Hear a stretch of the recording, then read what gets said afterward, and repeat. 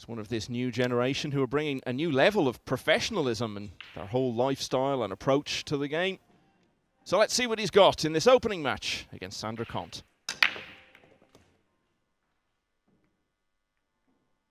Well, looked pretty successful there. Looks like he may fall in a gap for this 3-ball. I'm always interested to see how much of a cut the players are playing. And I've seen when you play a little heavier cut, you know, not as thin on the one, you seem to occasionally push that corner ball in, which is always a bonus.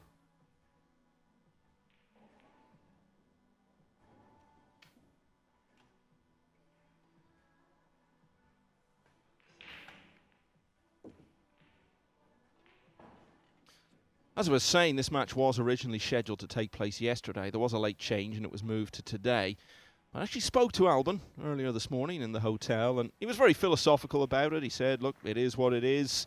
Yes, it was unexpected to have a day off, and he'd expected to perhaps play a couple of matches. And these are just the things you have to cope with as a professional in any sport, that things like that will happen, and you've just got to shrug it off.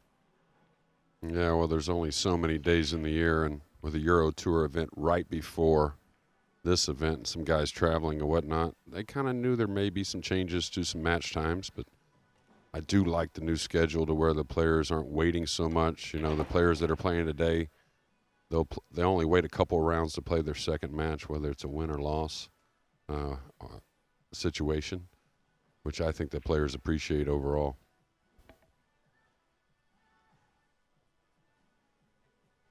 So far, so good. A little tricky here. He doesn't want to get super thin on the 6, so he may swing the cue ball underneath the 8 a couple rails, trying to dodge the 7 as well.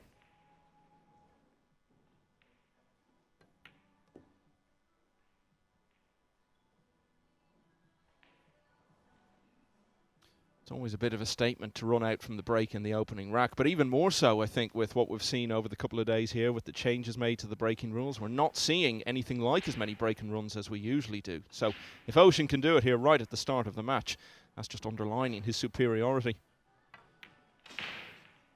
Oh, the variety, I think everyone appreciates that.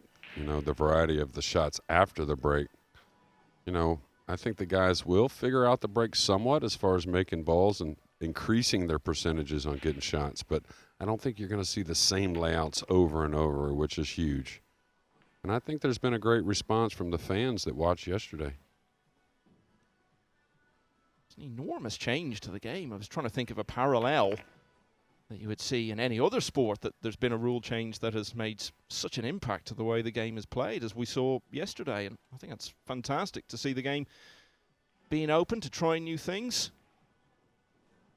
Albin Ouschan certainly likes it at the moment. His very first rack of the tournament, and he's run out from the break. Sander Kont already knew he was in a real battle here, and that point has been reinforced by Albin Ouschan's performance there on his way to taking that 1-0 lead.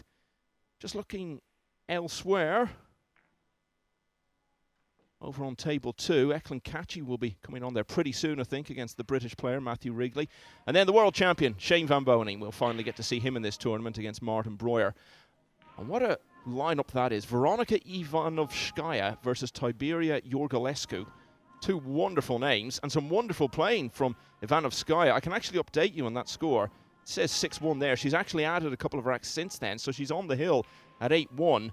And Yorgulescu really hasn't produced in that match. Yeah, a young lady that I got to really kind of first watch at the World Games just a few weeks ago in America. First time the World Games have been there in almost 40 years, and I'll tell you, she plays very well. I'm surprised there's not a few more of the European women in the event. I know there are some, but of course, talked about Josh Filler, Pia Filler in the event.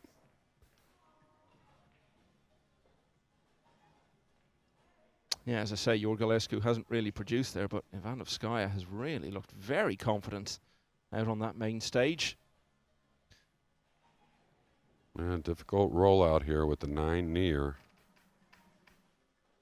Doesn't really want to roll out to the right side of the table as much, I don't think. I think that offers a better shot at an early win for Sander Kont. I think I roll out to the left side of the table and let him maybe take a little shot at this combination.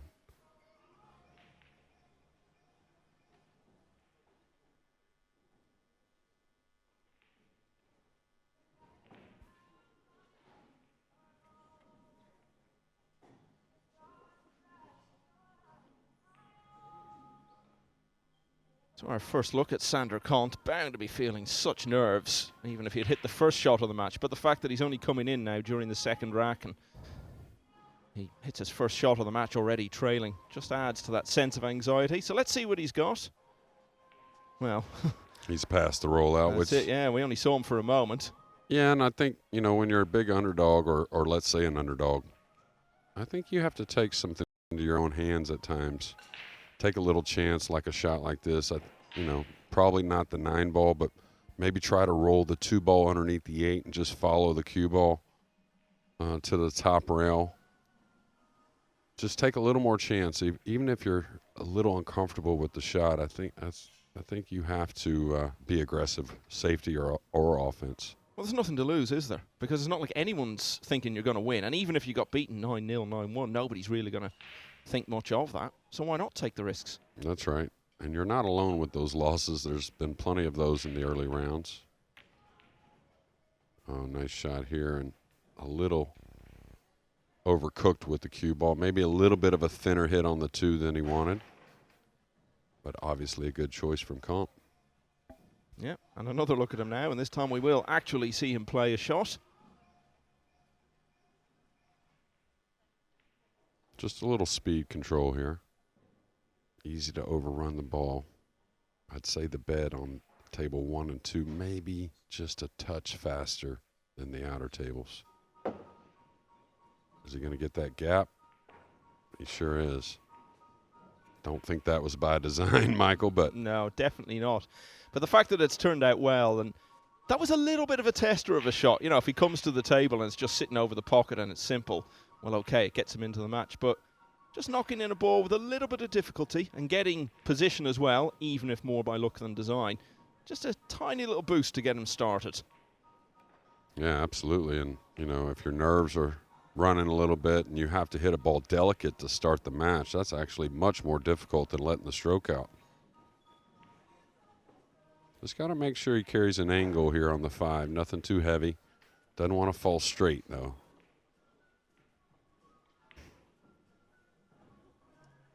Looks like he's going to pinch it back a little bit. I think that's a smart choice. Maybe he's coming up 2 cushions. All right, nice shot. Something about them lefties, it seems to be something about how that brain works for left-handers. They seem to excel at everything. No matter what the sport, there's always something attractive about watching a left-hander, isn't there? Maybe just the differences, I'm not sure. I think that may very well be it. Because most sports you see, you know, where it's about controlling something with the use of your hand, whether it's golf, tennis, pool, snooker, whatever, they are very much in the minority.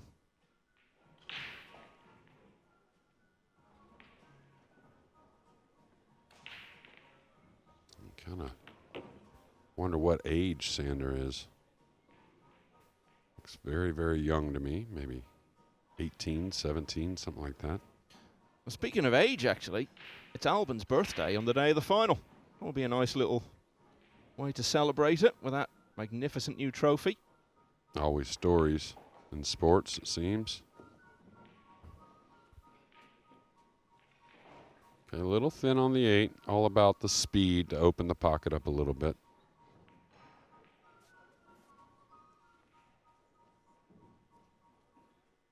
Very impressed so far, though, Michael.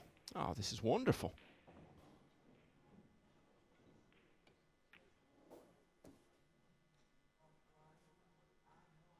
And this wasn't simple, was it? They weren't all just sitting there for him. He's had work to do. He's had to figure things out. And here he is, about to go level at 1-all with one of the best players we've ever seen, the 2-time world champion Albin Ouschan. Well done, Sander Kont. He levels at 1 apiece. Shane Wolford is on the hill. That'll be interesting to you, JJ. I know you fancy him as someone who could be play Mosconi for you guys pretty soon when he's leading Mika van Berkel 8-5. Another youngster that I was super impressed. Watched a little bit of that prior to coming over for this match. Tiberiu Iorgulescu managed to win the 10th rack, but still has it all to do against Veronica Ivanovskaya. 8-2 down here. Man from Romania. Yeah, not a shootable 4-ball here. He's probably going to cross this over and run the cue ball. I think anyways. Sure looks like a scratch shot if he takes it all on offensively. Sanjin Pelovanovic of Bosnia and Herzegovina, player who's been steadily enhancing his reputation over the last couple of years. But in a real battle with the British player, Alan Brown, Pelovanovic leading 7-6 there at the moment. Mickey Kraus level at 7-all with Adbala Al-Katan, one of the sizable Kuwaiti contingent on the international pool scene these days. And Oliver Sholnocki leading 6-4 against Stefan Selberg of Finland. Yeah, Sanjin Pelovanovic, silver medalist at the recent World Games to Joshua Filler, and really played a heck of a match. Ran it to the end, and Filler just kind of squeaked it out. But, all right, should be a safety here. Could go for the bank maybe and set up a long-distance 3-9 combination. Probably cue ball underneath the 4, underneath the 7, one of the two. Doesn't want to pocket the 7 here. Well, this is going to be super nice. Well, that's the sort of tactical shot you expect to see from a gnarled veteran of the game who's been out on the main stage for decades. So impressive so far.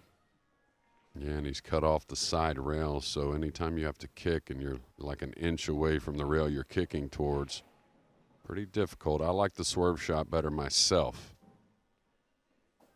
It's a heavy swerve, but thing is, with the 3-9 looming, you really can't like just roll the 7 up on the pink 4 and just give up ball in hand. He's got to go for this.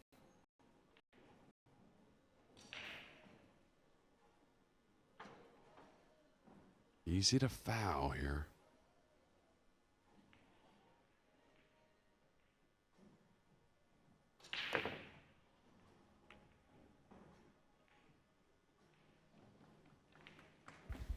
Well, he hasn't fouled, but has he left enough of that too that Kont can get through to pot it? I think he has. Yeah, may required some side spin to throw the ball in. What happens there, if you can't naturally get at the contact point to make the ball, you can add side spin. And it kind of makes up for what you can't get at. Now, this won't offer the 3-9 combination, I don't believe. If he is able to pocket the 2.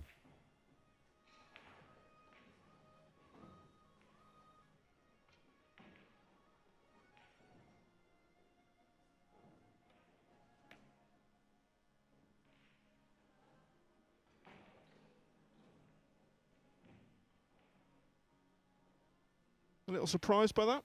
Yeah, it looked like he just really decided it was too risky to really try to throw the ball in. He couldn't get at it naturally. So not a bad decision, just the speed was off a little bit. Took his time a little to figure that one out. Do you think the fact there isn't a shot clock is going to help him here? Because if there was, it's maybe just that little bit of extra pressure to cope with. So perhaps settling into this environment, the absence of a shot clock may just be in his favor? Absolutely. I mean, I don't think there's any players that would say, give me the shot clock. I think there are players that would say, hey, I want to play most players with a shot clock. I think I can handle it better than they can. But, yeah, everyone would rather not have it. Not even if you're a pretty fast player, I don't think you want something looming over over your shoulder like that.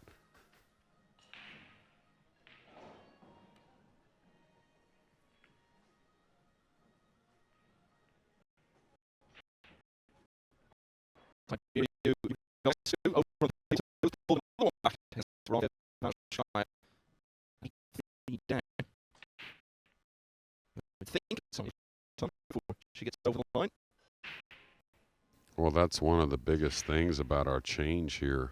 You know, couple good things about it. With the break rule the way it is, I think we're able to keep winter break I think that's a big plus.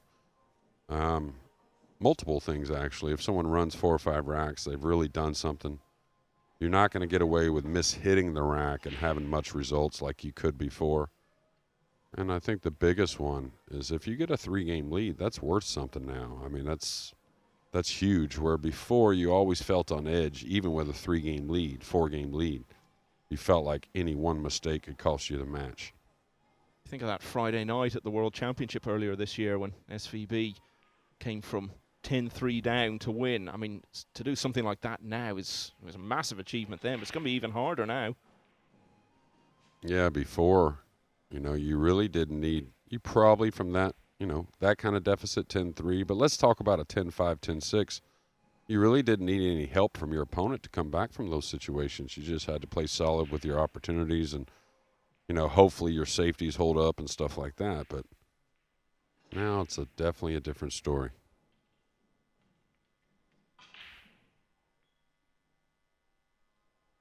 All right, watch how still he stays through the shot.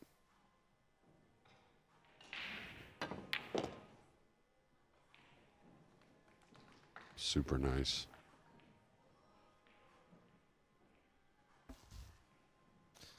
Did mention it's his birthday on Sunday. He'll be 32 years of age. Obviously not a kid, certainly not by comparison to his opponent. It almost feels he should be older. It feels like he's been around and winning tournaments forever. Well, he's one of the few that really came into his career, winning events were like a filler, I guess, where, a lot of the pros, they have to take a little time. They have to learn, get seasoned and whatnot, but I have to mess with Albin on Sunday. He's becoming pretty much an old-timer, and today's kind of crew out here is professional pool players. That was an interesting shot that he chose to draw back there. He could have played for a pretty natural angle to run the cue ball off the 4. Now he's going to come some 2 cushions. And watch how off the second cushion, how much this ball slides. Ooh, it slid a lot off the first cushion. Yeah, I was going to say he might raise his hand there and wonder what happened.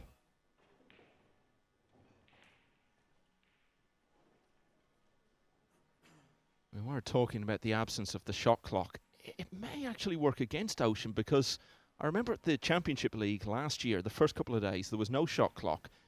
And he was doing his head in. He was walking around the table. If a shot didn't go exactly to plan, he didn't get the position he wanted, he'd walk around for 30 seconds without even looking at the table. Then he'd be thinking so much. He was just getting in his own head and was struggling to produce his game. And then the shot clock was brought in for later in the week, and he just got better and better. It was like he didn't have the time to get in his own head and beat himself up so much. He ended up playing much better and winning the tournament. So there is that side of it. Yeah, and I think that's a rare thing, but I think it may apply to Albin. I mean, we've always talked about if there's one thing that sometimes can hold Albin back is himself. It wouldn't be anything physical on the table, just something between the ears from time to time. And a good point there that, with the shot clock, you got to get on with it. So, interesting, good quality start to the match. And for the second time, Albin Ouschan goes a rack in front. He leads Sander Kont 2-1. Now, Shane Wolford has completed the job. He's beaten Mika van Berkel 9-5. So, good morning for those sort of second-tier Americans, shall we say, after Tyler Steyer getting through earlier. And Riku Rompainen, well, we're talking about youngsters in the game as we look at some of the shots here outside in the town, the lovely town, actually, of Fulda. Well, Riku Rompainen, only 14 years of age. Real battle with the British player James Telfer. 6 apiece there. You've been out and about in the town as well, JJ. It's a lovely spot, isn't it? Yeah, very nice, very peaceful. I was out a little earlier this morning than desired, but saw the sun come up, and really have enjoyed myself here so far. I didn't realize only about 70,000 the population here in Fulda. Yeah, we're about an hour here from Frankfurt. I came in via there when I was coming here on Monday and had a look around Frankfurt for the first time. So that's only about an hour away from here. Berlin, I think, is about 2.5 hours away, the capital. Albin Ouschan leading 2-1. And he's playing a little heavier cut than most, and I think that's a decent break. I think that you're going to see speed makes a difference. Of course, The light break, not allowed, but you can definitely vary the hard break, the forceful break. You talked, Jeremy, about some of the players trying to figure out the break with this new format we've got here. To what extent do you think some of these guys are maybe going to take the time to look at other players and see what they're doing and incorporate that into figuring out how they're going to do it? Oh, absolutely. I mean, there's certain players that you definitely know of that seem to always figure out the break, and you'd be foolish not to watch them. You know, on the American side, it's obvious the best breaker in the world the last 15 years. I mean, he always seems to figure out the break. Tyler Steyer seems to always figure out the break. I think Filler's kind of one of those guys as well. Shaw really excels at this type of break. So, yeah, you could even get some video. I mean, this isn't totally the first time that the box has been introduced, you know, to our game, and with the 9 on the spot. So there is some history that you can do your research. Corey Jewell's a bit obsessed with it, isn't he? He's very obsessive about the break shot and just seems to spend half his life thinking about it and coming up with new ideas. Well, what a lot of people don't realize is, you know, his history, a little straight pull, whatnot. When the balls are connected together, it doesn't matter if it's the break shot or during the game. Corey's kind of a freak when he can tell what's going to happen and why it happens and so on and so forth. A little upset he's not here, to be honest with you. I know he's getting up there, you know, in mid-40s now, but I think he's still supposed to be out here trying to win these big tournaments.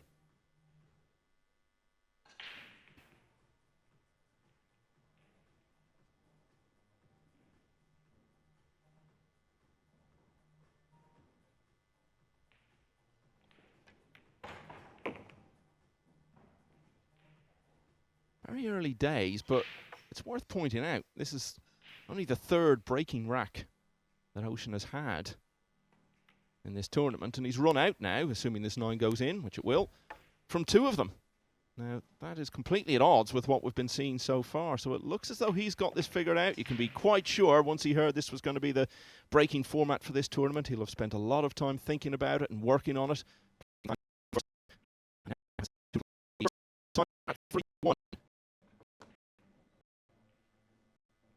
There's some of the scores going through. Sanjin Pelovanovic has now won that match against Alan Brown, 9-6, that we were talking about. I can tell you as well, Veronika Ivanovskaya has closed it out now.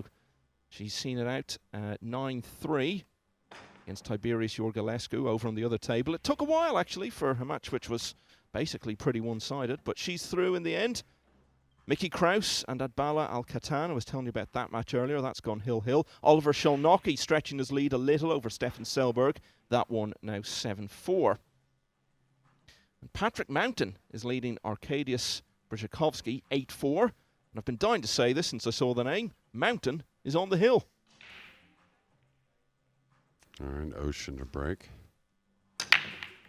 And you'll notice the ones that play the heavier one, the cue ball won't dive below the rack so much. And where you get the variance really, Michael, is most of the guys are going to try and play the one in the side with the firm cut break.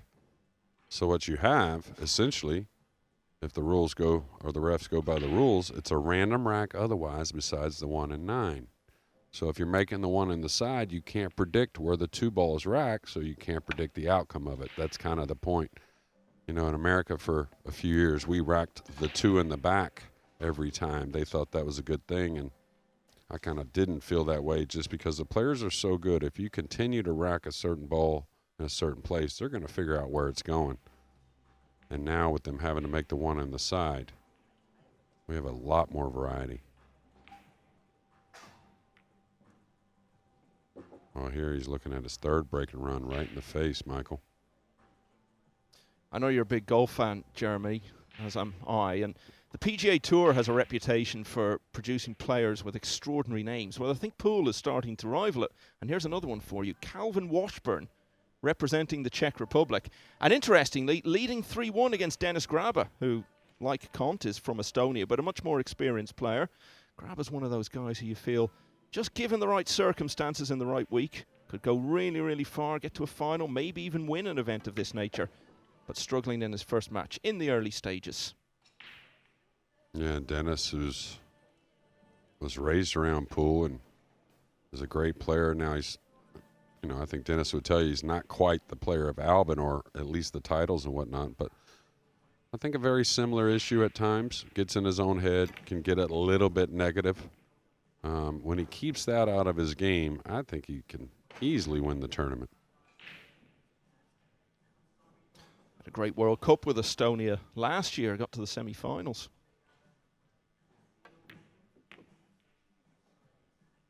And nobody knows more about playing well in the World Cup than the man at the table at the moment. He's had such success with Austria over the years. Looking for individual glory this week. And this is probably going to be 3 racks in a row now for a 4-1 lead. And getting on with it. You know, yeah, right? I was thinking exactly the same thing. Maybe he was watching Tony Drago earlier and thought, right, that's the way I want to play. Oh, very happy to see Tony back in action and looking healthy again as well. Did deal with some things for a few years, and he's a great treat to any tournament. Well, as you know, I come from a snooker background, so, you know, when I was growing up, Tony Drago was already a well-established name, and then obviously it covered many of his matches when he was in his heyday around about the late 90s, and it was a very concerning time. People within snooker were talking a lot about Tony and how's his health, and he really didn't look well for a few years, so magnificent to see him back where he belongs on the big stage, and we know he intends to play a lot more big tournaments in the coming years, and as we saw earlier, he can still produce. Albin Ouschan is certainly producing at the moment. 3 breaking runs already, and he leads Sander Kont by 4 racks to 1. Riku Rompainen, 14 years of age, leading James Telfer now, 7-6.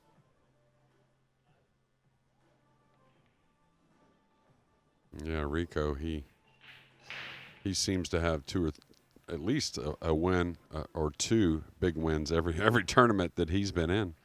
Had some nice wins at the UK Open.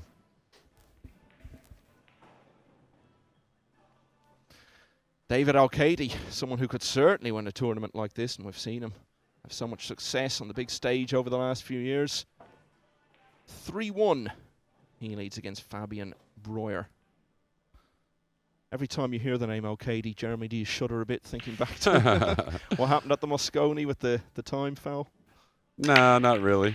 Okay, now cut off his 4th break and run by a dry break, and we'll get to see Sander back at the table. But now every time somebody brings up David, I just think about him, you know, just a refreshing guy to be around, and kind of always shocks me because the first time I met David was actually at an amateur event in the early 2000s, I think it was, representing a Spanish team, obviously, in Las Vegas, and I could tell he was a really solid player at that time, but to think where he's come since, pretty amazing. And of course, he teamed up with Francisco Sanchez Ruiz to represent Spain all the way to World Cup glory just a little while ago, emulating what the Spanish footballers did in South Africa 12 years ago. Yeah, what a year that FSR is having. Another recent win just a few days ago, and we talk about, you know, the Polish players, right? Gonna a little let up on the swing there, little deceleration, but think about the Polish players, and certainly one of them are going to make the Moscone one day, if not 2 of them at one time on a team, you think. Same thing could happen much sooner for the Spaniards. I think Al-Kaiti's definitely still in the hunt, and FSR, I haven't done the math because I'm really just concerned with my side, but I think they have a chance to have 2 Spaniards on that team. Yeah, well, one place in the European team will be decided this week, and that's basically between FSR and Joshua Filler at the moment. Now, there's also one place to be decided on your team this week, but SVB's already got that locked up. And yeah, mathematically, he can't be taken from that spot. Well, when you win the World Championship and all the points that come with that. And also, he had a very good UK Open, which will be a big points event as well.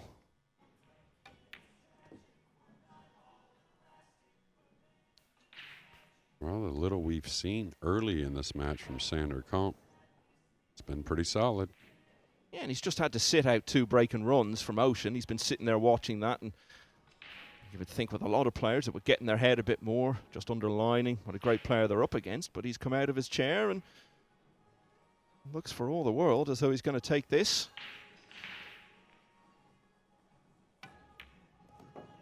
Well, like I said before the match started, really, from what I've seen, most young ones that play in these big tournaments, of course, obviously they're pretty accomplished young players, but they really like what's going on and really enjoy the match, win or lose. Now, come down the end, if it's close and something happens that's unfortunate for Sander, that's a different story, but because your competitive nature kind of sets in even at a young age. Yeah, and speaking of age, just to get back to what you were asking earlier, you were wondering what age he is. He's actually 17. Well, school will be starting here soon in a few weeks, I guess. Well, his pool education looks pretty much complete already. Looks so accomplished.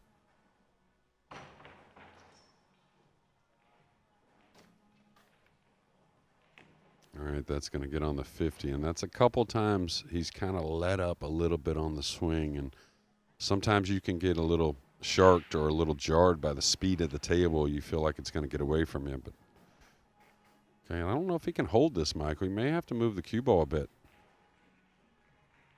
Yeah, I think you're right. It's not exactly what he wanted. A little bit close and fiddly, this. Would have liked a bit more distance between the cue ball and the 8 ball, but from what we've seen so far, you'd still fancy him to deposit these two. It looks like he's putting a little running spin to come around the 9, a couple rails. Oh, nice shot. But again, it's good, isn't it? You want that little bit of difficulty along the way, because if you come through it, it's better for your confidence than if it's all just routine. Yeah, and win or lose, both these players will play again today.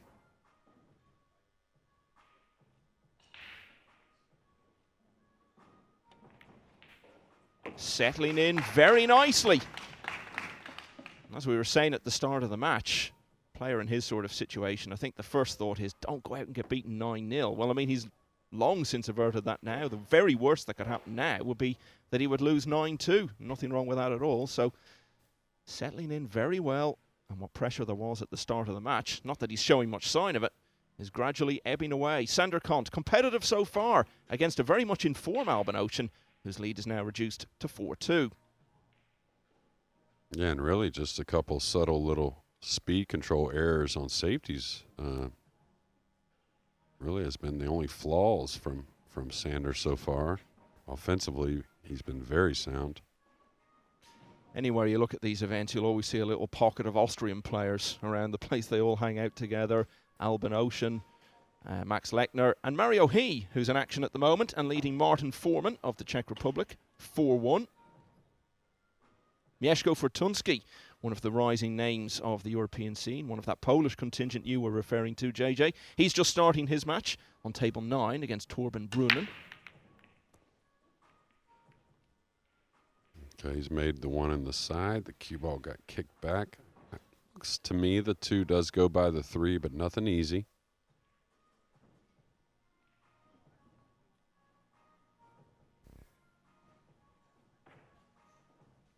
Yeah.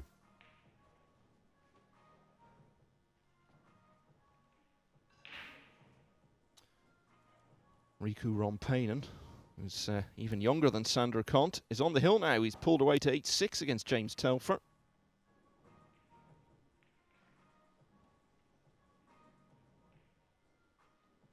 Looks like he wants to attack here on the 2 ball.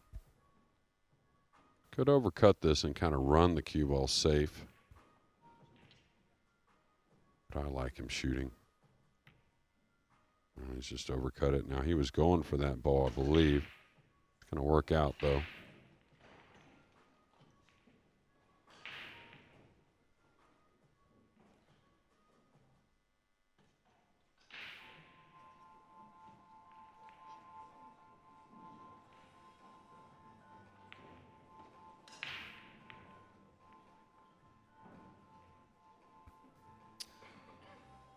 Just to let you know, over on table 2, Ekland Kaci, the unpredictable Albanian, has just started his match against Britain's Matthew Wrigley. You can watch all the table 2 action on the Matchroom Pool YouTube channel. Table 1 is available on the Matchroom Pool Facebook page, and all the action is on Matchroom.Live. Yeah, and some nice results this past weekend for him at the Euro Tour. After a couple tournaments with not as much results as we're expecting from Eklund. Oh, look at this. This is going to be sweet. Never by design, but it does pay to hit him, Michael.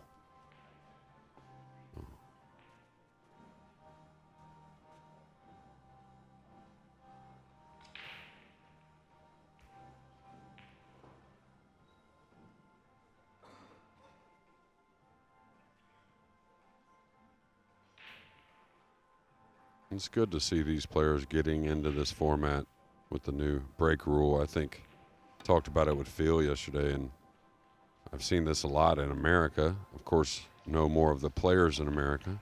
Know quite a few in Europe as well, but there's this generation, and it doesn't affect the top guys, but this generation is used to the wing ball. I wouldn't say it's a security blanket, but in a sense. And so I've seen some players really get a little frustration because of things not the norm, but it'll make them better in the end, I believe.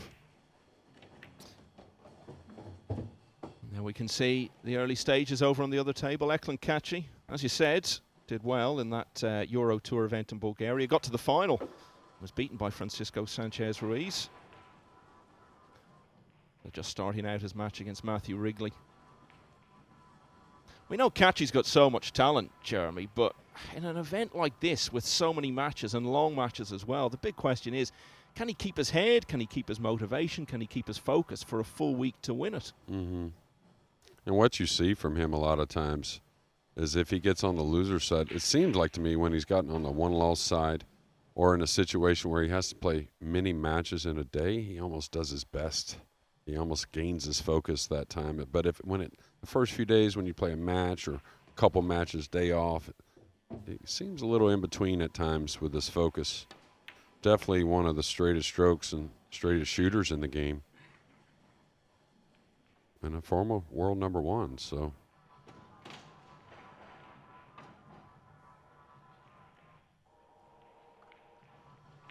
Not much angle here on the 5, it doesn't appear. Maybe drawing the ball. Okay. Could cheat the pocket a little bit.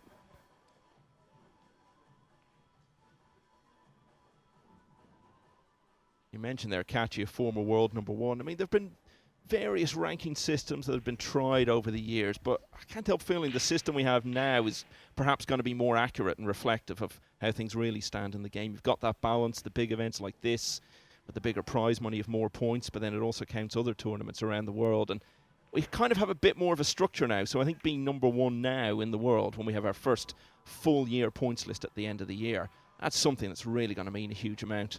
Well, that, and I think it's just going to get deemed better and better each year because Matchroom is looking to add events. They're not looking to sit still. So anytime you add more information, right, well, the result, the answer becomes more clear. Well, the way this guy's playing at such a young age, maybe he'll be a world #1 someday because it looks like he's not phased at all here. He's playing on the main stage against one of the very best players in the world. And when he's had his chances, he's taken them very well. And, of course, just as I say that, he doesn't get that exactly where he wanted it to be. So a little bit more work to do now to get from 8 to 9. Yeah, and without side spin, I think this is kind of going one rail towards that corner he's standing in the top left. So he's got to watch out for the cue ball. May be able to get to the top rail or float this in. He's got to make a decision. And what I've been pretty impressed is he's battling tactically as well against one of the best to do that. And this has been overcut. Is it going to fall? It is. But this is a little tester, isn't it? A lot of distance to cover here, not just between cue ball and 9 ball, but then the 9's got a bit of distance to go to the pocket. So all the signs so far have been very positive in terms of holding his nerve. This perhaps the biggest test yet for that. This to get back to only 1 behind.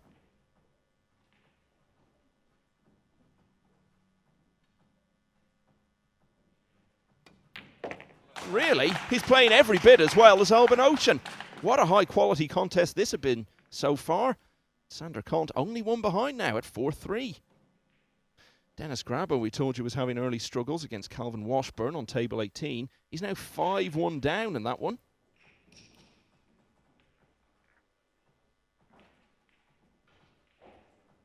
And we're very familiar with Ralph Suke, the original German pool superstar, has been known as the Kaiser at times. Well, that's someone's actual name in this field. We've got Uwe Kaiser. He's just starting his match against Francesco Candela of Italy. And where'd you say Washburn was from?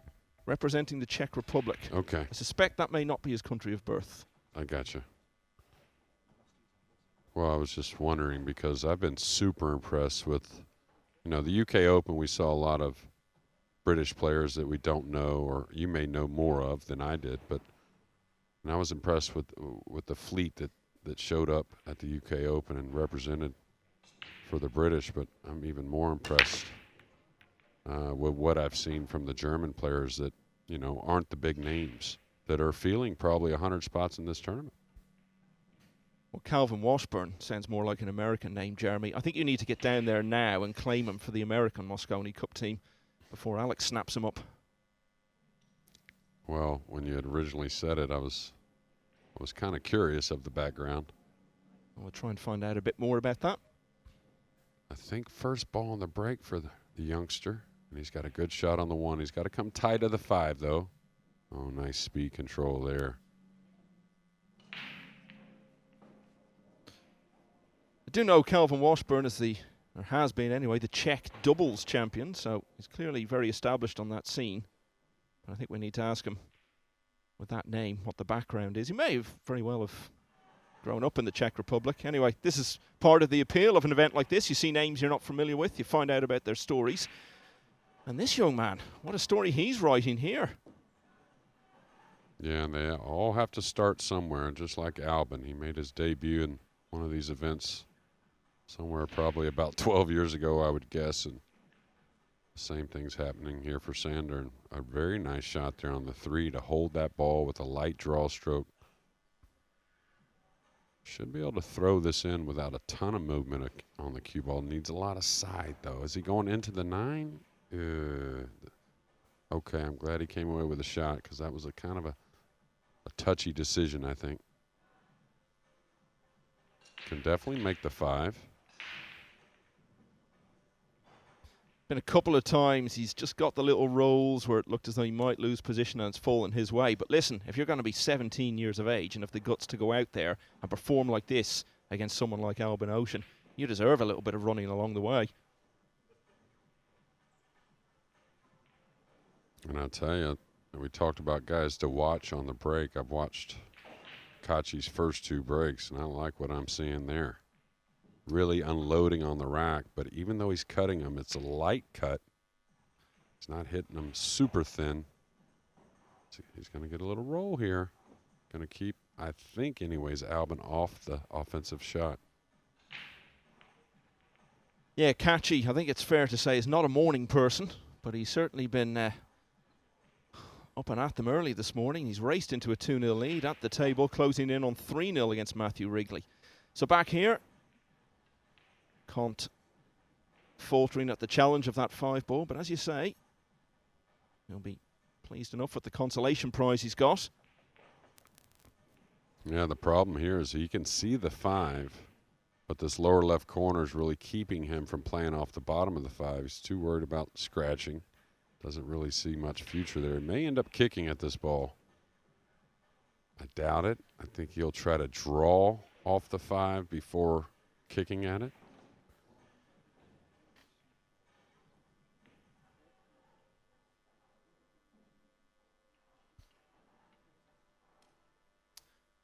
Alexa Pejselj, who we saw going so well at the UK Open earlier this year. Young man from Serbia, going nicely today. 4-0 up against Rudiger Barth of Germany.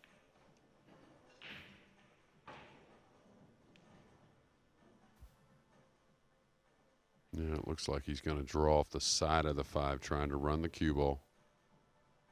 Maybe cross the 5 twice, back into the same position, something like that. Yeah, like. And he's so good tactically, and not saying he knew that was going to come out how it did, but he figured his percentages were best that way. Just looking again at table 2, we were talking earlier about the unpredictability of Kachi. Just when it looked as though he was going to go 3-0 up, he broke down in that third rack, and Matthew Wrigley has taken it to close to only 2-1 behind, stemming the Albanians' tide.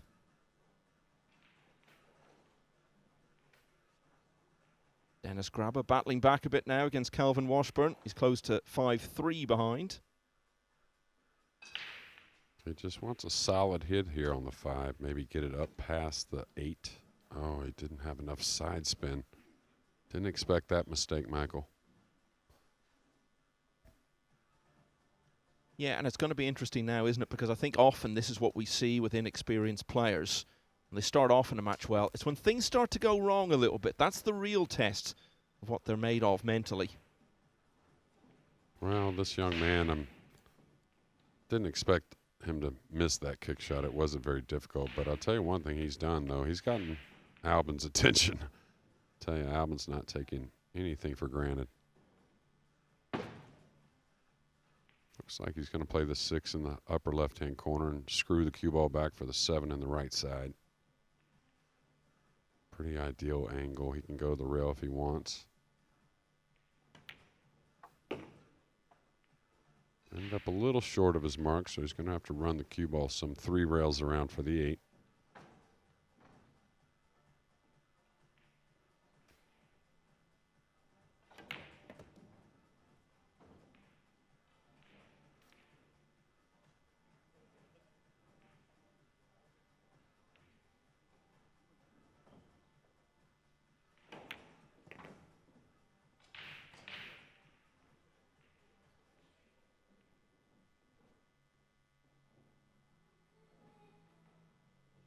You can see there, Albin, a very left-eye dominant player with the cue stick directly underneath that left eye. Absolutely. But we couldn't use the word dominant in any sense about the way this match has gone so far. Not because he's not been playing well. He certainly has, but just because Sander Kont has been able to go toe-to-toe with him. But the young Estonian won't be happy with a couple of shots he played in that rack. Ouschan has taken it. Only 2 clear, though, at 5-3. As we look in next door at table 2. Told you Matthew Wrigley had got off the mark against Eklund Kachi. So 2-1 now. Pia Filler is in action. And she's trailing 2-1 early on against Talal Abdullah Shaheen of the United Arab Emirates. David Al-Kaidi 4-2 in front now against Fabian Breuer. Mieszko Fortunski off to a good start, leading Torben Brunnen 2-0. Another player I think has come into his own, Mieszko Fortunski.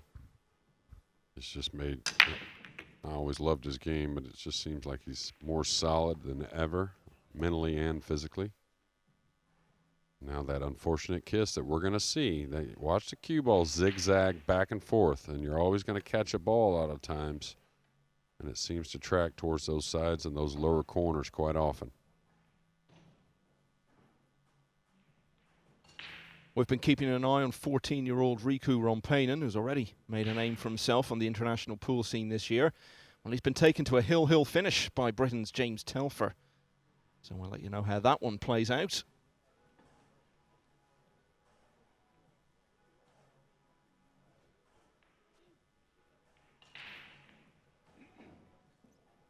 And at the moment, it looks as though the winner of this match will play Dawid Borkowski of Poland, who's on the hill at 8-2 against Daniel Bakircioglu of Sweden.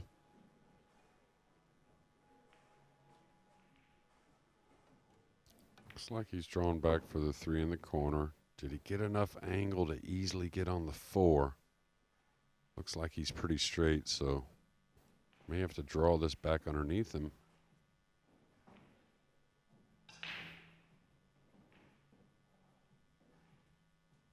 He's got a little bit of an angle. I don't know if he can stun over. There's a lot of traffic there with the 6, 7, and 9. This type of shot you can overcut easily trying to power the cue ball to the right of the 7. Oh, he stunned, drew it between there and got a little on top of the 4, so a safety coming shortly. Got a pretty big wall of balls to go behind. This is where you take your time and make sure you're getting where you want with the cue ball. Pretty easy shot overall. Really Only way to make a mistake is get in a hurry. He kind of drew off the ball where I thought he might run it more. And that was mainly to get the 4 up the table a little more away from the pocket.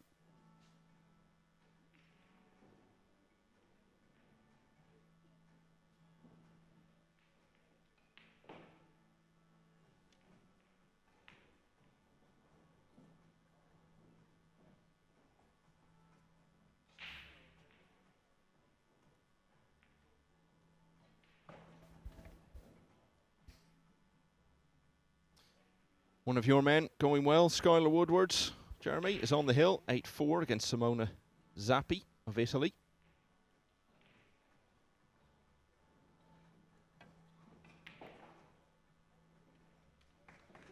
Nice percentage play on the 2-rail kick, catching the bottom of the 4. Knew he was always going to contact the 5 and hopefully slow the cue ball down. Might see the first jump shot from the young man here.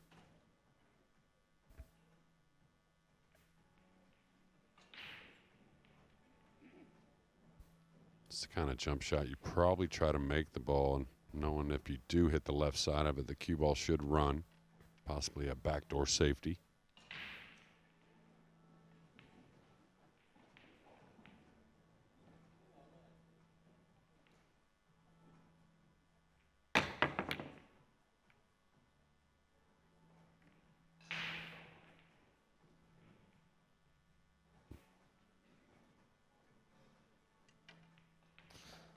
Okay, so that hasn't gone to plan. Meanwhile, over on the other table, Eklund Kachi 3-1 up against Matthew Wrigley. I was just looking at his break there in rack 5. He absolutely rifled those balls.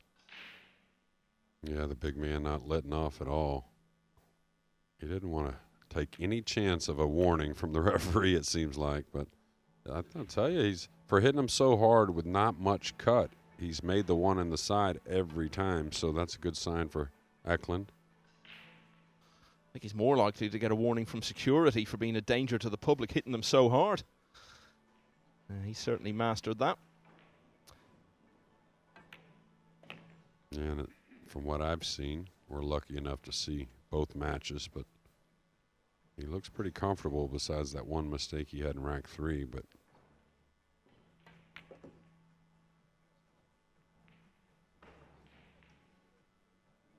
so back here, Ouschan closing in on taking this rack. Remember, he was 4-1 in front. So he led by 3 then, got pulled back to 4-3, but 2 balls away now from restoring that 3-rack advantage. yeah, and he wasn't too happy with a little let up there on the swing, knowing now he's straight on the 8, and he's probably going to have to shoot the 9 with the cue ball near the rail. And we know when the nerves are high, that's probably one of the worst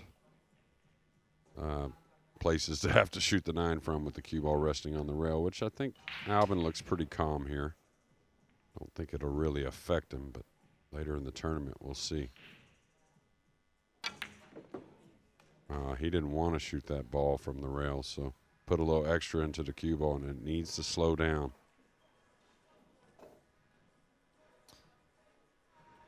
A little closer to the 9 than he would have fancied, but should be fine. Yeah, you'll notice he won't hit this with a ton of speed. From the middle of the table, the pocket shrinks.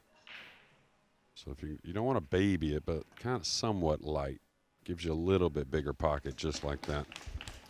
And with that, Albin Ouschan is 3 clear again against Sander Kont at 6-3.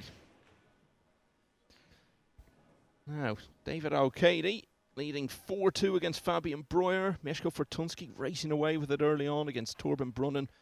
Polish player now 4-0 in front. Mario He is on the hill, 8-2 up against Martin Foreman. And this is the town of Fulda. If you're anywhere nearby, you can still get tickets to come and watch the European Open.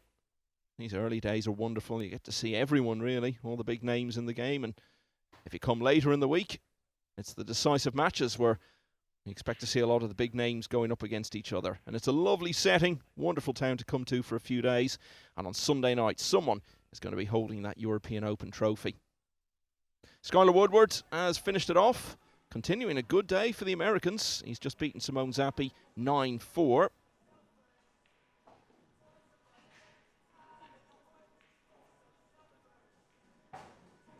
Yeah, Skylar's another player that you may watch with this break format. Has a lot of experience with some tournaments that were similar. Albin pocketing 2 balls on the break. A little off angle on this too. The bank doesn't quite lay natural. The cut's a little funny. Wouldn't be surprised if he slow rolls it and the side takes a little longer shot on the 3. The main thing is to get that angle on the 3, and you can see awkward bridging.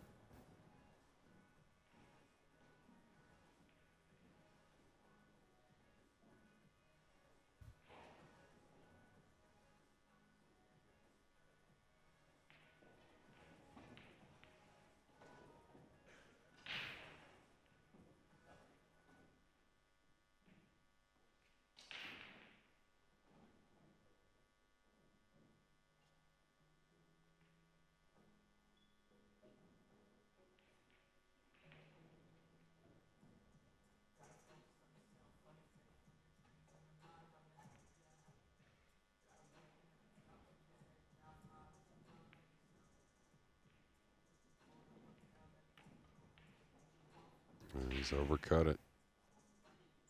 So that 3-game lead, a little bit of an opening here for Sander. Nice shot on the 2 to get started. Yeah, and as we've said, there have been 1 or 2 little things that have started to go wrong for him in the last couple of racks, and this is the test for him, isn't it? How does he put that behind him? Does he maintain his confidence that he's shown so much in the match? And this is just the sort of chance you would want to get things going again.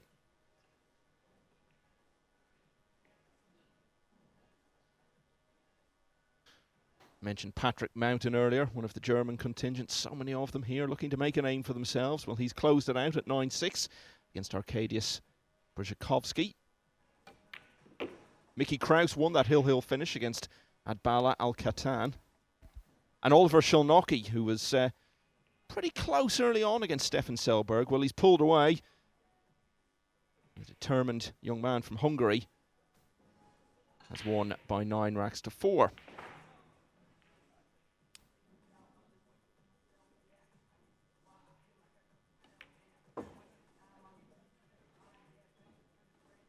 I'll tell you, for a young man at 17, he has a very tidy cue ball. Not really, you know, a lot of youngsters sometimes want to move the cue ball around a little too much. But very solid and consistent.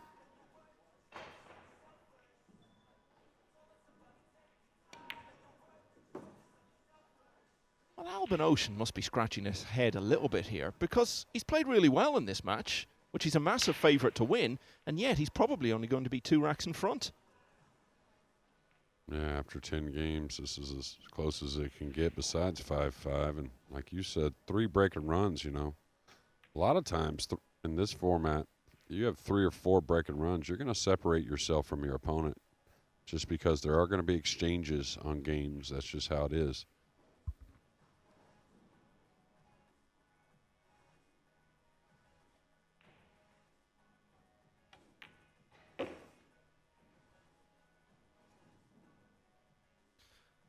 Well, this is evolving into perhaps the match of the tournament so far. And it's a match in which Sander Kont is still very much in contention.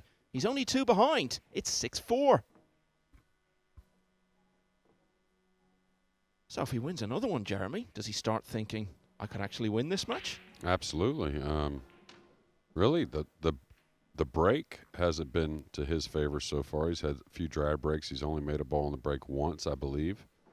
And we know how the break can turn around, and that doesn't necessarily mean balls in the break as much, but just shots after the break. So he's hung tough. He's probably getting a little more comfortable now. If the score continues to be close near the end, we'll see how the young man handles it. But you know, Albin's got to be feeling a little more pressure, wouldn't you think, Michael? As I said, I mean, he must be wondering how on earth this is happening, because it's not like he's doing anything much wrong, really. But this is modern sport, isn't it, Jeremy? You know, it used to be that when people came out on the big stage for the first time, it was all about settling in and building towards achieving victory. But youngsters now, in any big-time sport, as soon as they emerge on the international scene, they're in there to win, and they believe they can do it right from the very start. Yeah, and I think that has a lot to do with junior programs in so many sports. You know, the players get used to being a winner, you know, doing whatever it takes to get across that finish line. And no, 9-ball pool susceptible to that for sure. Just saw a young man of 20 winning on the PGA Tour the other day, and he You just read walked my off mind. just at the end after, I believe it was a 61 in the final round. It was like, well, yeah, of course I've won. This is how good I am. And that's the mindset of the younger generation in international sport these days. Yeah, I believe it was a young Korean player, right, Kim? And I had to leave for the airport to come here when he was 7 under through 8 holes. I was like, who is this guy? Which, from what I've been told, there's a lot of young Koreans coming up in the golf world. And a lot of very good continental Europeans on the pool scene. Albin Ouschan was the young rising star. Seems a long time ago now. He's certainly built on it to become one of the greats of the game. But the much younger Sander Kont is giving him a real contest here. Yeah. And even now he'll feel there's nothing to lose, won't he? Because even at this stage, the worst that can happen to him is he gets beaten 9-4, and anyone looking at that result is going to say, well done to him. Yeah, and even past the scoreline, you know, he's a player, so he recognizes how he performed even more so than the scoreline. And no reason to hang his head in any manner, no matter what the outcome is. Trying to get a free shot at the 1. Figures to run into the 3 with the cue ball. Oh, he got past it. And now snookered, so more developing in this match. Going to the jump cue. So one Austrian struggling to shake off his opponent here. Another one has finished the job. Mario He has now won 9-2. I told you he was on the hill against Martin Foreman. He's now through. You know, and Mario, who had so many good years there, 2 or 3 really good years. Of course, the World Cup, so many great showings, but maybe playing with a little chip on his shoulder. He's getting back in form. A nice Euro Tour this past weekend, but Max Lettner took his place this past year at the World Cup for Austria. After Mario, he really has played as well as anyone, it seems like, in the World Cup. Yeah, didn't work out so well for Austria, though. Just like last year, actually, with the old team, as it were. A great shot there. He's going to get behind the 3 ball. Little bit of an angle. He should take this on. Just to keep you up to date with the results, a lot of matches finishing. Nicolas de Leon has raced to a 9-0 win over Michael Kroman of Germany. Mieszko Fortunski now 6-0 up on Torben Brunnen as he looks to hand out a donut of his own. David O'Cady not having things all his own way by any means against Fabian Breuer. He is leading, but only 4-3. Pia Filler leading as well. She's won 2 racks in a row now to go 3-2 up against Talal Abdullah Shaheen.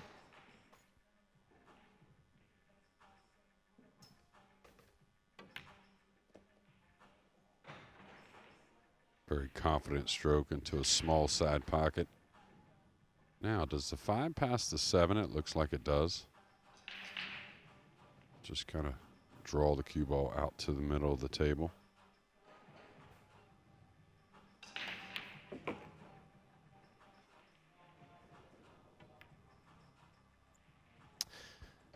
Let's just have a look at what's going on. Mosconi Cup European stars in action simultaneously on the 2 main tables. Eklund Kachi, though, having it much easier than Albin Ouschan. And playing very nicely. Closing in now on a 5-1 lead over Matthew Wrigley.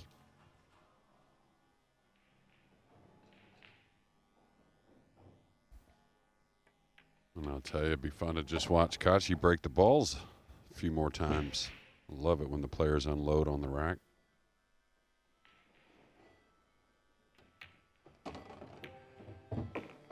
So Kachi past the halfway point in terms of the target of 9 to get through to the next round.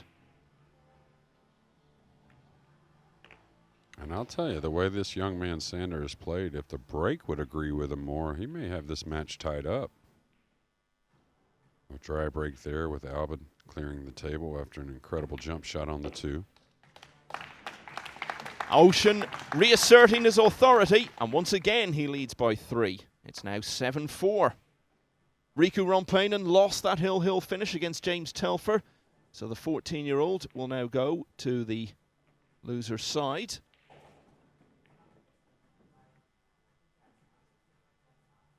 And he will play Yellow Cottonurmi in an all-finish clash later. And you can see some of the scores going through. Benji Buckley 7-1 up in the all-British clash with Adam Humphreys. Dennis Grabber getting back into things now, trailing Calvin Washburn 6-4. Fortunsky there, I told you about, looking to complete a 9-0 win. He's closing in on that. And Alex Kazakis, you see his name down the bottom there. He's starting out his match against Paul Taylor. Kazakis, always a contender for any tournament he plays in. Had a very good World Championship earlier this year.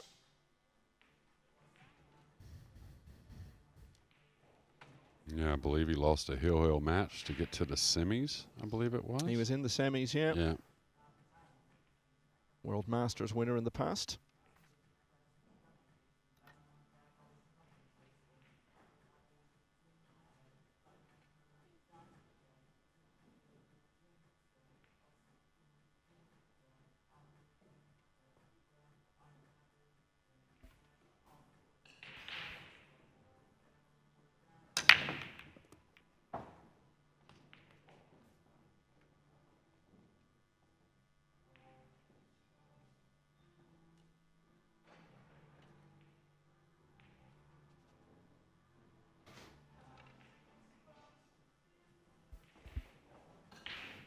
A few kisses on the cue ball, which is going to be a common thing this week. And now a rollout situation for Albin. With the 3-6 tied up, of course, you just can't leave anything obvious offensively to where his opponent could shoot the 2 and get shape. But since the 3-6 is tied up, you don't want to leave an easy safety behind the rollout also. So this is touchy, actually.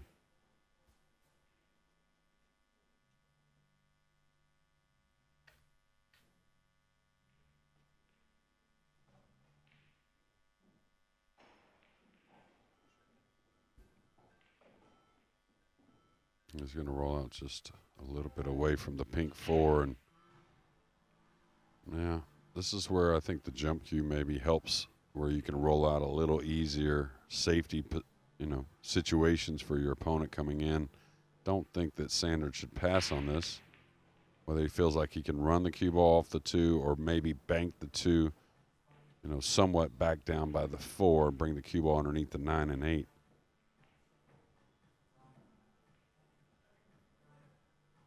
There's other shots there as well, but they're a little more demanding.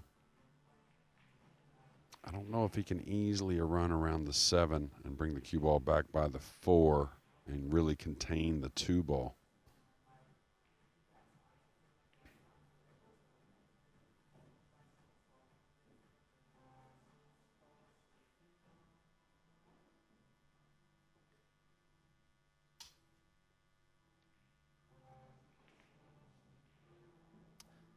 Eklund Kachi still powering on over on table 2. Just gone 6-1 up on Matthew Wrigley.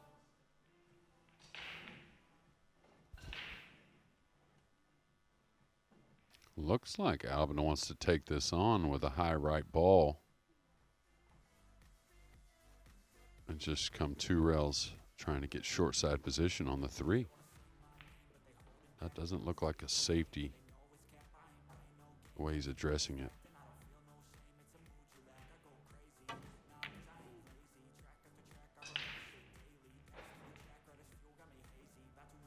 So another good decision as far as for the youngster. He's gotten himself a nice shot on the 2.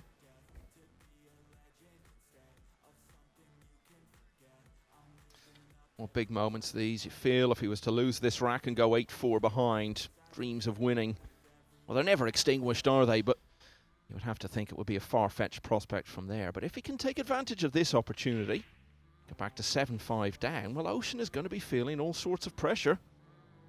So a big few minutes ahead here. Yeah, tricky shot here. May need some contact on the 3 here. And he got it. He developed a nice shot on the 3 in the lower right corner. should stay offensive, even though the safety, you could see it can bury him behind the 6, but you don't want to let Albin have a chance to kick out of this. Got to stay aggressive.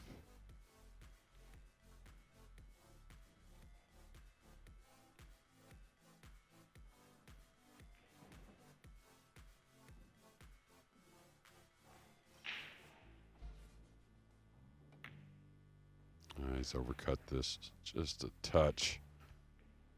That shows you the tighter pockets that also Matchroom has gone to.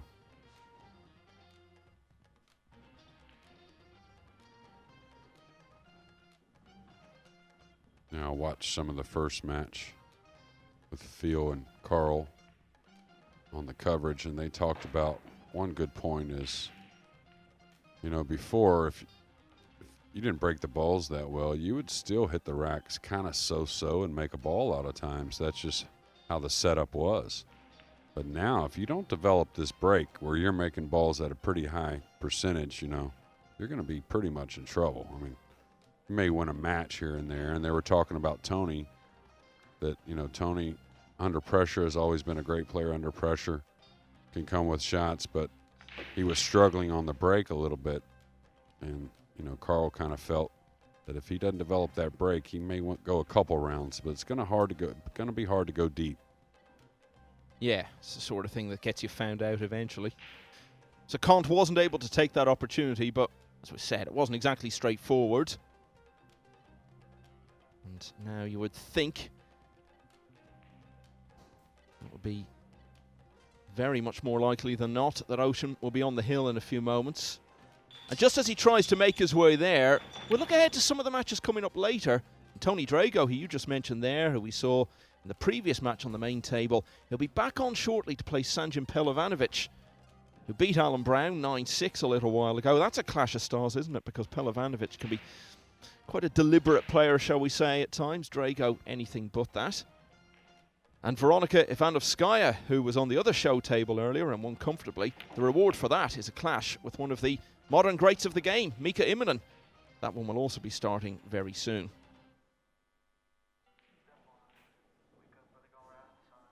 And also tell you the winner of this match will play Dawid Borkowski of Poland, who's closed it out at 9-5 against Daniel Bakircioglu of Sweden.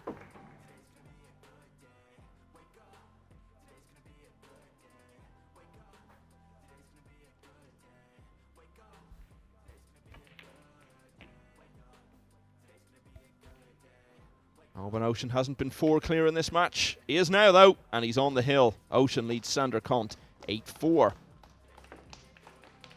We've been keeping an eye on that match between another Estonian, Dennis Graba, and Calvin Washburn, who's representing the Czech Republic. Graba came back a bit, but Washburn is now leading 7-4. So that would be a great result if he could get a couple more racks. Alexa Paiselge, who did so well at the UK Open, now leading 7-2 against Rudiger Barth.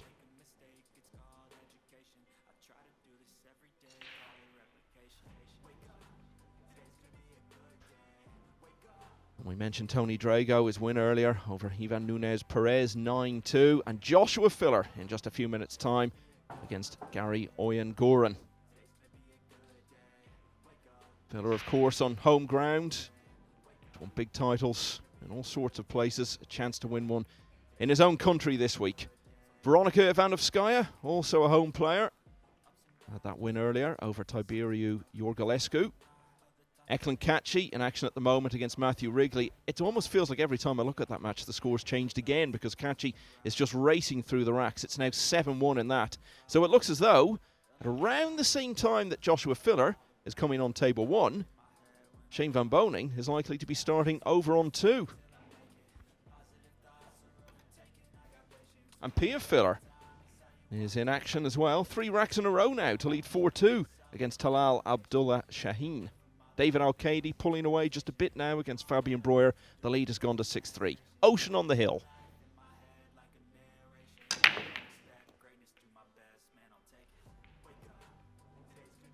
Well, he's made the one in the side again.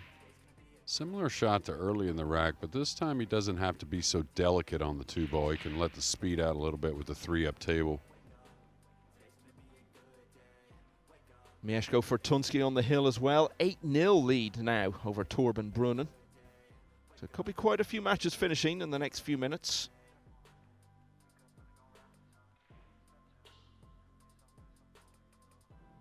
Yeah, really the shot to end this match here on the 2, most likely. He's just so consistent once he gets in line.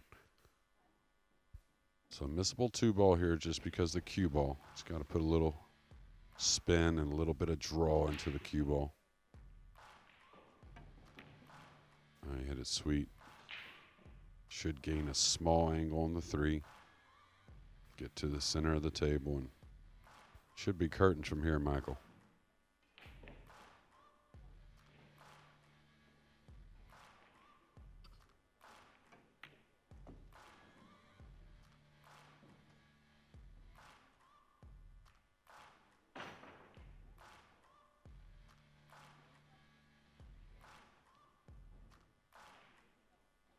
Matthew Wrigley has just pulled off a 4-9 combination from distance to get another one against Eklund Kachi, but he's trailing 7-2, so you would suspect that's just delaying the inevitable.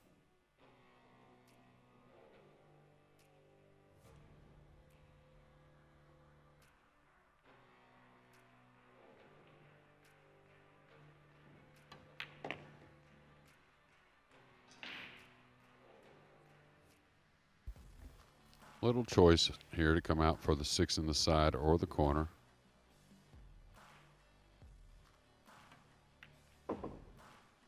Kind of got a little in between, so you may see him take this on in the corner versus put a lot of speed on the 6, trying to work the cue ball, playing it in the side.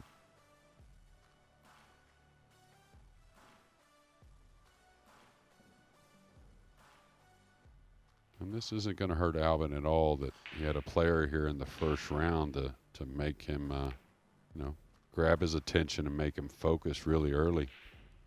Oh, for sure, and you look back through it, it's hard to think of anything much Ouschan has actually done wrong in this performance.